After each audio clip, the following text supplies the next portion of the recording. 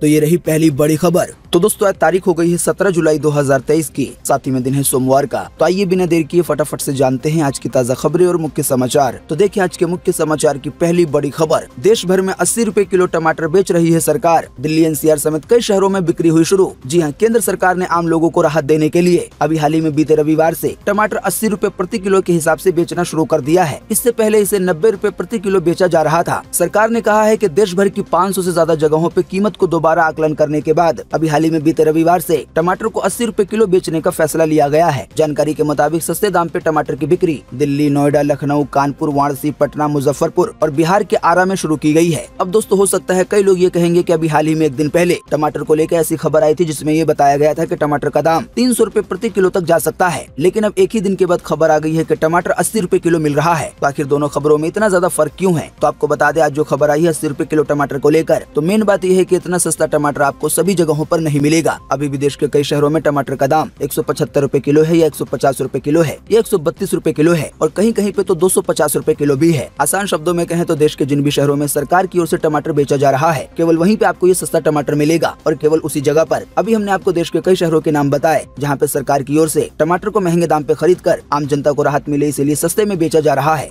देखिए अगली खबर। पीएम किसान योजना की 14वीं किस्त ट्रांसफर की तारीख का हुआ ऐलान। 8.5 करोड़ किसानों को मिलेगा फायदा। जी हाँ, पीएम किसान योजना की 14वीं किस्त का लंबे समय से इंतजार कर रहे किसानों के लिए खुशखबरी है। सरकार की ओर से पीएम किसान योजना की 14वीं किस्त किसानों को ट्रांसफर करने की तारीख का ऐलान कर दिया गया है। ताजा जानकारी के मुताबिक आने वाले 28 जुलाई को देश भर के 8.5 करोड़ किसानों के बैंक खाते में 2-2 हजार रुपए की राशि ट्रांसफर कर दी जाएगी। यानी पीएम किसान योजना की जो 14वीं किस्त है वो 28 जुलाई को किसानों के खाते में जमा की जाएगी। यानी जो भी किसान इस योजना से जुड़े हुए हैं उन सभी के खातों में। आपको बता दें इससे पहले अभी तक मोदी सरकार 13 बार किसानों के खातों में 2-2 हजार रुपए डाल चुकी है। यानी कि अभी तक योजना में शामिल हर किसान को 26-26 हजार रुपए मिल चुके हैं। देखिए अगली खबर। कैंसर की चेतावनी के बाद भी जारी रह सकता है डाइट सोडा और कोल्ड ड्रिंक का इस्तेमाल। जी हाँ, आर्टिफिशियल स्वीटनर यानी चीनी के विकल्प के तौर पर उपयोग किए जाने वाले एस्पार्टम एक बार फिर से जांच के दायरे में आ गया है। विश्व स्वास्थ्य संगठन यानी कि WHO की एजेंसी ने अभी हाल ही में इस मामले में चेतावनी जारी करते हुए कहा था कि एस्पार्टम के उपयोग से कैंसर तक होने का खतरा है। दोस्तों आप नहीं जानते हैं तो आपको बता दें एस्पार्टम एक तरह का स्वीटनर है जो कि चीनी के मुकाबले 200 गुना ज्यादा मीठा होता है। आपको बता दें एस्पार्टम स्वीटनर चीनी के तौर पे इस्तेमाल तो किया जाता है, लेकिन ये कुदरती नहीं होता क्योंकि ये आर्टिफिशियल स्वीटनर होता है। यानी कि कई चीजों को मिलाकर इसे खुद बनाया जाता है। चीनी के मुकाबले 200 गुना ज्यादा मीठा होने की वजह से कंपनियों को इसकी लागत भी काफी कम पड़ती है। आपको बता दें जो भी कोल्ड ड्रिंक आते हैं उनमें से लगभग सभी में एस्पार्टम का इस्तेमाल किया जाता है। इसके अलावा च्युइंगम में, साथ ही में आइसक्रीम, इसके अलावा कई और मीठी चीजें आती हैं खाने पीने की जिनमें इसका इस्तेमाल किया जाता है। हालांकि WHO की तरफ से चेतावनी जारी करते हुए पूरी दुनिया के लोगों को ये बता दिया गया है कि एस्पार्टम का ज्यादा इस्तेमाल कैंसर जैसी खतरनाक बीमारी को दावत दे सकता है, यानी कि कैंसर होने का खतरा है। इसके बावजूद भी ये खबर आ रही है कि कोल्ड ड्रिंक या ऐसी चीजों का इस्तेमाल जिसमें एस्पार्टम डाला जाता है उसका सेवन आगे भी जारी रह सकता है, क्योंकि बताया गया है दुनिया की एक बड़ी आबादी इन सभी चीजों की आदी हो गई है। बाकी जिनको अपनी सेहत की चिंता है वो बचाव का रास्ता अपना सकते हैं। देखिए अगली खबर। पाकिस्तान में मंदिर और हिंदुओं पे हमले के बाद बढ़ाई गई सीमा हैदर की सुरक्षा। अभी हाल ही में दी गई थी सिर कलम करने की धमकी। जी हाँ, अभी हाल ही में 4 दिन पहले लखनऊ से सीमा और सचिन पर हमले का इनपुट मिलने के बाद दोनों की पुलिस सुरक्षा बढ़ा दी गई थी। कुछ दिन पहले पाकिस्तान के गिरोह ने सीमा का सिर कलम करने की धमकी दी थी। इसी बीच ये ताजा खबर आ रही है कि दोनों के मीडिया कर्मी और आम लोगों से मुलाकात को भी बंद करवा दिया गया है। आशंका जताई गई है कि हमलावर मीडिया कर्मी बनकर अतीक अहमद और उसके भाई की हत्या की तरह दोनों पे हमले को अंजाम दे सकते हैं। वहीं आपको बता दें अभी हाल ही में बीते रविवार को पाकिस्तान के सिंध में डाकुओं द्वारा मंदिर पे हमले और हिंदू बस्ती में धावा बोलकर 30 हिंदुओं को बंधक बनाने की सूचना के बाद दोनों की सुरक्षा को और बढ़ा दिया गया है। आसान शब्दों में कहें तो भले ही हमला पाकिस्तान में हुआ है, लेकिन दिल्ली के नोएडा में सीमा हैदर और उसके प्रेमी सचिन की सुरक्षा बढ़ा दी गई है। इसी बीच सीमा हैदर को लेकर एक और धमकी आई है। जैसा कि आप देख सकते हैं अगली खबर में, सीमा हैदर को लौटा दो, पाकिस्तान के कट्टर मौलाना ने दी है धमकी। जी हाँ, पाकिस्तान से प्यार पाने के लिए भारत आई सीमा हैदर को लेकर कट्टरपंथी भड़के हुए हैं। इस बीच हिंदू लड़कियों के जबरन धर्म परिवर्तन के लिए कुख्यात चरमपंथी मौलवी मियां मिट्ठू ने हिंदुओं को चेतावनी दी है। उसने कहा है कि अगर सीमा हैदर लौट आती है तो हिंदुओं को कोई नुकसान नहीं होगा, पर अगर ऐसा नहीं हुआ तो उन्हें अंजाम भुगतना होगा। मौलाना मियां मिट्ठू पाकिस्तान का बदनाम कट्टरपंथी मौलाना है। बताया गया सिंध में हिंदू लड़कियों के अपहरण और जबरन धर्म परिवर्तन की लगभग हर घटना में इसकी भागीदारी होती है। देखें इसी कड़ी में एक और खबर। पाकिस्तान में हिंदू मंदिर पे रॉकेट लॉन्चर से हुआ हमला। वहीं हिंदुओं के घरों पे अंधाधुंध गोलीबारी की गई। जी हाँ, पाकिस्तान में सिंध के काशमोर में बीते रविवार सुबह एक मंदिर पर रॉकेट लॉन्चर से हमला किया गया। हमलावरों ने मंदिर और आसपास बसे हिंदू समुदाय के घरों पर अंधाधुंध गोलीबारी भी की। गोलियों की आवाज सुनकर पुलिस मौके पे पहुंची, तब तक हमलावर फरार हो गए। आपको बता दें, पाकिस्तान में 48 घंटे के अंदर हिंदू मंदिर में तोड़फोड़ की ये दूसरी घटना है। इससे पहले कराची में अभी हाल ही में बीते शुक्रवार रात 150 साल पुराना हिंदू मंदिर ढा दिया गया, यानी कि गिरा दिया गया। स्थानीय लोगों ने बताया कि माता के मंदिर पर रात में बुलडोजर चलाया गया। उस समय इलाके में बिजली नहीं थी। देखिए अगली खबर। पर्यावरण बचाने के लिए अंतिम संस्कार का तरीका बदला, शव को पानी या बॉडी फॉर्म में डिकम्पोज किया जा रहा है। जी हाँ, पर्यावरण को लेकर दुनिया जागरूक हो रही है। अंतिम संस्कार करने तक के तरीके बदल रहे हैं। बताया गया मृत शरीर को जलाने या दफनाने की बजाय पानी में डिकम्पोज करने का तरीका निकाला गया है। इस तरह से अंतिम संस्कार करने को एक्वा मोशन कहा जा रहा है। जैसा कि आप देख सकते हैं, इस तरह से अंतिम संस्कार करने के लिए सबसे पहले शव को रेसोमीटर नाम की मशीन में रखा जाता है। फिर शव के ऊपर पानी डाला जाता है। इस पानी में पोटेशियम और हाइड्रो ऑक्साइड मिलाया जाता है। फिर इन सभी चीजों को गर्म किया जाता है। पानी के गर्म होते ही हड्डियों के अलावा सभी कुछ गल जाता है। इसके बाद हड्डियों को ओवन में डाल के राख बना दिया जाता है और कलश में रख के परिवार वालों को सौंप दिया जाता है। बताया गया, आमतौर पर जब किसी शव को जलाया जाता है तो भारी मात्रा में कार्बन डाइऑक्साइड रिलीज होता है और ये पर्यावरण को नुकसान पहुंचाता है। यूएस एनवायरमेंट प्रोटेक्शन एजेंसी के मुताबिक शव को जलाकर किए गए अंतिम संस्कार से 535 पॉइंट CO2 रिलीज होता है, यानी कि कार्बन डाइऑक्साइड। ये करीब 965 किलोमीटर दूर कार चलाने से रिलीज हुई CO2 के बराबर है। आसान शब्दों में कहें तो ये बताया गया है कि अगर किसी कार को 965 किलोमीटर चलाया जाता है तो उससे जितना कार्बन डाइऑक्साइड निकलेगा, यानी कि CO2, तो उतना ही कार्बन डाइऑक्साइड केवल एक शव को जलाने से निकलता है। साथ ही बताया गया है केवल जलाने नहीं बल्कि कई बार प्लास्टिक और मेटल से बने ताबूत दफन होने के बाद आसानी से डिकम्पोज नहीं होते हैं। वहीं कई बार जिन शव को दफनाया जाता है तो उनका डिकम्पोजिशन मिट्टी के लिए खतरनाक हो सकता है। इससे घास पौधों की ग्रोथ रुक सकती है। कुल मिलाकर कहें तो कई मामलों में दफनाने की वजह से भी पर्यावरण को नुकसान पहुंच सकता है। इसी की वजह से अंतिम संस्कार के ऐसे ऐसे तरीके निकाले जा रहे हैं। बाकी दोस्तों, आप इसी वीडियो के नीचे कमेंट बॉक्स में कमेंट करके बताएं कि अंतिम संस्कार करने का जो तरीका निकाला गया है, जिसमें पानी और केमिकल की मदद से हड्डियों के अलावा सभी चीजों को गला दिया जाता है और बाद में हड्डियों को ओवन में रख के राख बना दिया जाता है, तो आपके हिसाब से क्या यह तरीका सही है? तो दोस्तों, आप अपना जवाब इसी वीडियो के नीचे कमेंट बॉक्स में लिखना ना भूलें। वहीं आपको बता दें, इस तरह से अंतिम संस्कार करने में 3 से 4 घंटे का समय लगता है।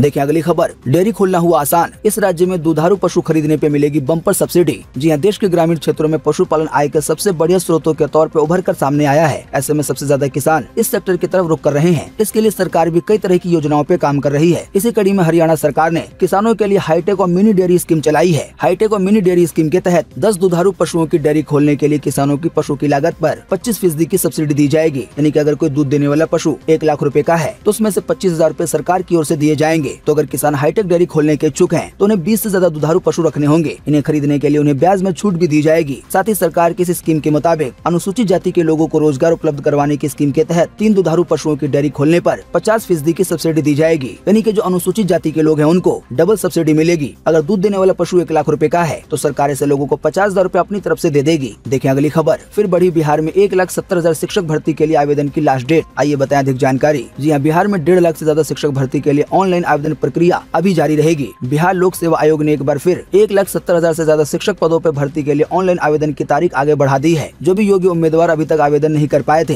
वो बढ़ी हुई तारीख का लाभ उठा सकते हैं। आवेदन करने के लिए इसकी ज्यादा जानकारी के लिए आपको आधिकारिक वेबसाइट पे जाना होगा, जो है bpsc.bih.nic.in। आपको बता दें, पहले इस भर्ती के लिए आवेदन करने की अंतिम तारीख 15 जुलाई 2023 थी, लेकिन अब इसे बढ़ाकर 19 जुलाई कर दिया गया है। वहीं फीस जमा करने की लास्ट डेट 22 जुलाई 2023 है। देखिए अगली खबर। केदारनाथ मंदिर में मोबाइल फोन से फोटोग्राफी पे लगा प्रतिबंध। आइए बताएं अधिक जानकारी। जी हां, केदारनाथ मंदिर में अब मोबाइल फोन से फोटोग्राफी करने पर प्रतिबंध लगा दिया गया है। बद्रीनाथ केदारनाथ मंदिर समिति की ओर से इस संबंध में कई जगहों पे साइन बोर्ड लगाए गए हैं कि अब मोबाइल फोन के जरिए फोटोग्राफी करना प्रतिबंध है। वहीं बताया गया, अगर कोई श्रद्धालु इस कानून को नहीं मानेगा तो उसके खिलाफ कानूनी कार्रवाई की जाएगी। बात यह है, केदारनाथ मंदिर में आने वाले कई श्रद्धालु रील बनाकर सोशल मीडिया पे वायरल कर रहे हैं, जिससे धार्मिक भावनाओं को भी ठेस पहुंच रही है। हाल ही में केदारनाथ धाम में एक महिला द्वारा गर्भगृह में नोट बरसाने का वीडियो सोशल मीडिया पे वायरल हुआ। तो इन्हीं सब चीजों को देखते हुए मोबाइल फोन के जरिए फोटो खींचना या वीडियो बनाना बैन कर दिया गया है। देखिए अगली खबर। नहीं रुलाएगा प्याज, सरकार ने उठाया बड़ा कदम। बफर स्टॉक के लिए 3 लाख टन प्याज की हुई है खरीदी। जी हां, टमाटर की बढ़ती कीमतों के मद्देनजर केंद्र सरकार ने प्याज के दामों को काबू करने के लिए तैयारी शुरू कर दी है। दरअसल सरकार ने चालू वित्तीय वर्ष में बफर स्टॉक के लिए 20% ज्यादा यानी कि कुल 3 लाख टन प्याज खरीदा है। इस बात की जानकारी अभी हाल ही में दी गई है। यानी कि अगर आने वाले दिनों में किसी वजह से प्याज के दाम भी टमाटर की तरह होने लगेंगे तो ऐसे में सरकार का भी खरीदा गया प्याज लोगों को राहत देगा और बढ़े हुए प्याज के दाम को कम करने में मदद करेगा। देखिए अगली खबर, अभी भी घाटे की कंपनी बनी हुई है ट्विटर। एलन मस्क बोले कंपनी का कैश फ्लो नेगेटिव है। वहीं एडवर्टाइजिंग रेवेन्यू में 50% की गिरावट आई है। जी हाँ, सोशल मीडिया प्लेटफॉर्म ट्विटर अभी भी घाटे की कंपनी बनी हुई है। इस बात की जानकारी खुद कंपनी के मालिक एलन मस्क ने दी है। एलन मस्क ने एक ट्वीट का जवाब देते हुए कहा है कि एडवर्टाइजिंग रेवेन्यू में लगभग 50% गिरावट और ज्यादा लोन के कारण कंपनी का कैश फ्लो अभी नेगेटिव बना हुआ है। आसान शब्दों में कहें तो एलन मस्क द्वारा ट्विटर को लेकर कई प्रयासों के करने के बावजूद ट्विटर अभी भी घाटे में चल रही है। देखिए अगली खबर, दिल्ली में यमुना का पानी 5 दिन बाद खतरे के निशान से नीचे आया। आइए बताएं मौसम की ताजा जानकारी। जी हाँ, दिल्ली में 5 दिन बाद अभी हाल ही में बीते रविवार को यमुना का जलस्तर खतरे के निशान से नीचे आ गया है। बीते रविवार को शाम 7 बजे तक यमुना का वाटर लेवल घटकर 205.91 मीटर पे आ गया। वहीं आपको बता दें यमुना में खतरे का निशान 205.33 मीटर पर है। आसान शब्दों में कहें तो पानी कम होकर खतरे के निशान के आसपास आ गया है। इसी की वजह से लोगों को काफी राहत मिली है। इसी बीच दिल्ली के एलजी ऑफिस ने एक बयान जारी किया है। इसमें कहा गया है कि दिल्ली में बाढ़ नियंत्रण के लिए एक कमेटी बनाई गई है। पिछले 2 साल से इस कमेटी की कोई बैठक नहीं हुई है और दिल्ली सीएम इसके अध्यक्ष हैं। आसान शब्दों में कहें तो एलजी ऑफिस की ओर से बाढ़ को लेकर कहीं न कहीं अरविंद केजरीवाल को जिम्मेदार ठहराया जा रहा है। वहीं इसी बीच दिल्ली को लेकर एक और खबर आ रही है। जैसा कि आप देख सकते हैं अपनी स्क्रीन पर कि दिल्ली के कई बाढ़ प्रभावित इलाकों में आज और कल भी बंद रहेंगे स्कूल। शिक्षा विभाग ने ये आदेश जारी किया है। इसी बीच एक और खबर आ रही है कि जनजीवन पटरी पे लाने के लिए कोशिशें तेज की गई हैं। जैसा कि आप देख सकते हैं अपनी स्क्रीन पर कि दिल्ली में बाढ़ पीड़ितों को मिलेंगे 10,000 रूपए, स्कूल की किताबें और ड्रेस भी फ्री में दी जाएगी। जी हाँ, मुख्यमंत्री अरविंद केजरीवाल ने अभी हाल ही में बीते रविवार को ट्वीट कर बाढ़ से पीड़ित परिवारों को 10,000 रूपए देने की घोषणा की है। केजरीवाल ने कहा है कि कई बेहद गरीब परिवारों को काफी नुकसान हुआ है। कुछ परिवारों का तो सारा सामान बह गया है, तो आर्थिक मदद के तौर पर 10,000 रूपए प्रति परिवार दिए जाएंगे। वहीं जिनके कागजात जैसे आधार कार्ड वगैरह बह गए हैं तो उनके लिए विशेष शिविर लगाए जाएंगे ताकि इनका आधार कार्ड और बाकी चीजें बनाई जा सके। वहीं जिन बच्चों की ड्रेस और किताबें बह गई हैं उन्हें ये दोनों चीजें फ्री में दिलवाई जाएंगी स्कूल की ओर से। बाकी दोस्तों आप अपनी स्क्रीन पे देख सकते हैं आज के मौसम का ताजा हाल, यानी कि आज 17 जुलाई 2023 को देश भर में कैसा रहेगा मौसम का हाल। तो मौसम विभाग के मुताबिक हिमाचल प्रदेश में, उत्तराखंड में, राजस्थान में, मध्य प्रदेश में, उत्तर प्रदेश में, महाराष्ट्र में, गोवा में, कर्नाटक में, केरल में, आंध्र प्रदेश में, छत्तीसगढ़ में, उड़ीसा में, झारखंड में, पश्चिम बंगाल में, मिजोरम में, त्रिपुरा में, मणिपुर में, असम में, अरुणाचल प्रदेश में, सिक्किम में, उत्तराखंड में, साथ ही में मेघालय में आज भी बहुत भारी बारिश होगी। इसके अलावा जम्मू कश्मीर में, पंजाब में, हरियाणा में, दिल्ली में, गुजरात में, बिहार में, तमिलनाडु में, इन सभी राज्यों में भारी से कम यानी कि मध्यम बारिश आज भी होगी।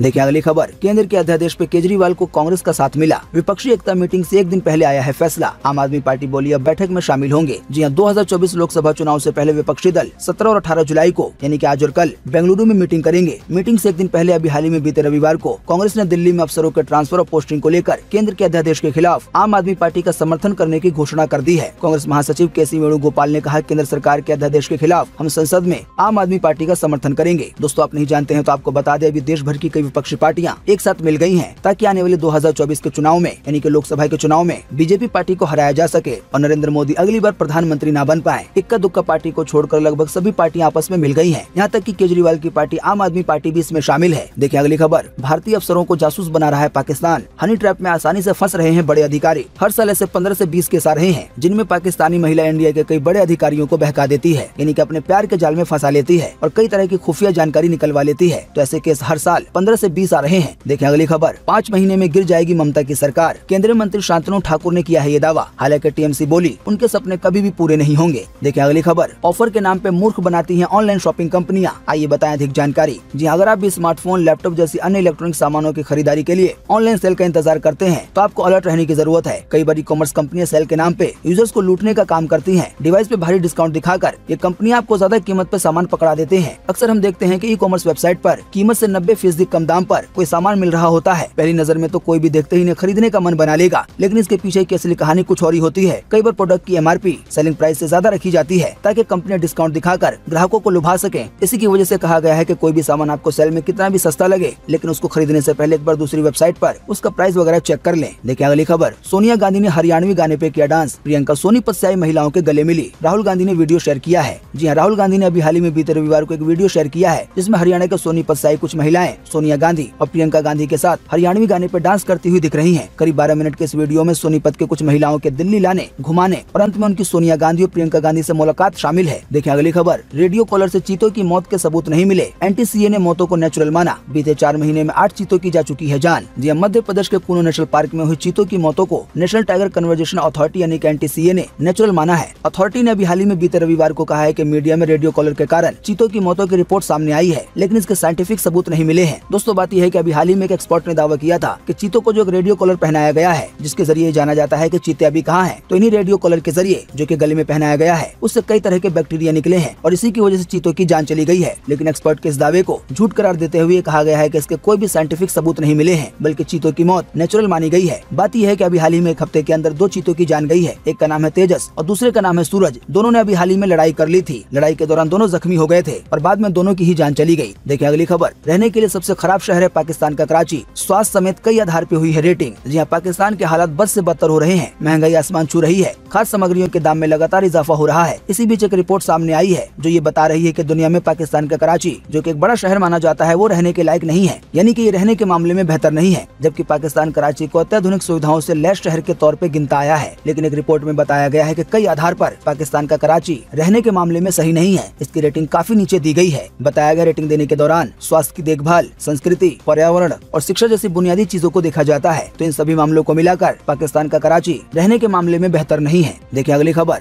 मुस्लिम देश में सड़क चौड़ी करने के लिए तोड़ी गई 300 साल पुरानी मीनार, मस्जिद भी गिराई गई। जी इराक के दक्षिण शहर बसरा में एक सड़क को चौड़ी करने के लिए 300 साल पुरानी मस्जिद की मीनार को तोड़ दिया गया है। सरकार के इस काम से बसरा के स्थानीय लोग नाराज बताए जा रहे हैं। इराक के धार्मिक और सांस्कृतिक नेताओं ने भी इसकी निंदा की है। उन्होंने इसे इराक की सांस्कृतिक विरासत पर हमला बताया है। जानकारी के मुताबिक इस मीनार को सन 1727 में बनाया गया था और ये 11 मीटर लंबी थी। हालांकि अभी हाल ही में बीते शुक्रवार को सुबह में इसे गिरा दिया गया क्योंकि सड़क को चौड़ी करना था। आप इसी वीडियो के नीचे कमेंट बॉक्स में कमेंट करके बताएं कि इराक की सरकार ने ये सही काम किया या गलत। देखिए अगली खबर। बेंगलुरु में किडनैपिंग का लाइव वीडियो हुआ शूट। सोशल मीडिया पे पोस्ट कर पुलिस को दी गई जानकारी। हालांकि 12 घंटे में ही 4 आरोपियों को गिरफ्तार कर लिया गया। जी हाँ, बेंगलुरु में एक व्यक्ति ने किडनैपिंग का लाइव वीडियो रिकॉर्ड कर अपराधियों को पकड़वा दिया। व्यक्ति ने वीडियो को ट्विटर पे पोस्ट करते हुए पुलिस को टैग किया था। जानकारी मिलते ही पुलिस हरकत में आ गई और टीम ने गाड़ी नंबर के आधार पे किडनैपर्स की पहचान की। 12 घंटे के भीतर 4 लोगों को गिरफ्तार कर लिया गया। जो वीडियो सामने आया है उसे आप भी देख सकते हैं अपनी स्क्रीन पर। देखिए अगली खबर। पंडित धीरेन्द्र शास्त्री बोले, काला आदमी जिसे देखकर अमावस भी डर जाए, वो फेसबुक पे फोटो इतनी गोरी करके पोस्ट करता है जैसे अंग्रेज हो। जी हाँ, बागेश्वर धाम सरकार के पंडित धीरेन्द्र शास्त्री ने कहा है कि मोबाइल फोन पर एक ऐप चल रहा है फेसबुक, उसका नाम हमने फेसबुक रखा है, यानी फेंकते रहो। काला आदमी जिसे देखकर अमावस डर जाए, वो फेसबुक पर फोटो इतनी गोरी करके डालता है जैसे अंग्रेज हो। साथ ही पंडित धीरेन्द्र शास्त्री ने ये भी कहा कि एक बार फेसबुक पर एक युवती की युवक से दोस्ती हुई, फिर बात होने लगी। जब वो युवक से मिलने गई तो उसकी उम्र 62 साल निकली और युवती थी 22 साल की, इसलिए हम फेसबुक को फेक बुक कहते हैं। देखिए अगली खबर। आर माधवन ने पीएम मोदी के साथ क्लिक करवाई सेल्फी। फ्रांस के राष्ट्रपति के डिनर पार्टी में पहुंचे थे।